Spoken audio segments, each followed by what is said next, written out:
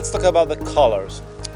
Colors, of course, there's no such a thing like a color, but there's the weight, the range of the light in some nanometers. But we can mostly simplify this thing to colors. So let's talk about the vegetation stage, flowering stage, maturing stage, and growing stage of plants. At the beginning, the most important thing what you're expecting from the plant, it's not to grow so fast. So you try to stop the plants on the beginning, because the plants has to be prepared to building the flowering stage, and building the whole infrastructure to transport the substance from which is effect of photosynthetic process. To make it, you focus on the early stage, on the rooting system, on a dry mass. I mean the mass of the plant. Not try to avoid the growing process. To make it, the most important thing, the blue light is stopping the growing high. So this is an effect, but of course this is very small effect in a whole period of growing. For example, for marijuana or other plants like that, it's because vegetation stage is very short. So we don't talk more about the flowering, about the vegetation stage and blue light, because usually this process is very short in our plants. But we will talk about more about the influence of the red light, infrared light, and green light in cannabis and in flowering plants. Most of people are thinking the green is not important. Some of them is overpricing the influence of the green.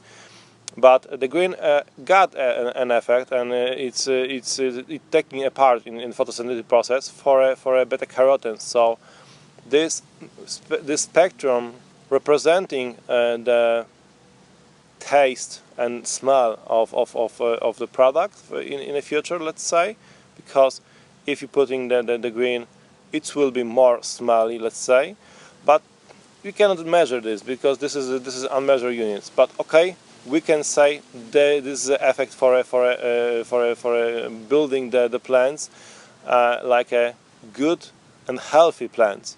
So that's why we're putting at least 15% of our spectrum in green. Then, of course, we got the red spectrum. As wide as possible, even from 500 nanometer to 700 nanometer, this spectrum is working. It doesn't matter. People will overpricing the LED, and they talk like that the spectrum of HPS is not working or is not suitable. If it's not suitable, why is working? Of course it's working because this is energy, and it doesn't matter. The red or orange, this energy which is working in the photosynthetic process too. Of course there is a more or less effective range of the photosynthetic range, but it's working for HPS, it's working for LED, it's working. As I said in the previous episode, wider range is more suitable and more effective for plants, because it's working in larger number of pigments in a leaf. So you get more attractive, more universal spectrum if you get wider spectrum in red instead of narrow peaks from for example SMT chips, which is for example Osram or Philips LED. And this is only the difference. So that's why COB chips that we're using, chip on board with phosphor on the surface, are so special in this application, because we customize the phosphor to optimum spectrum which is most attractive for plants that you use.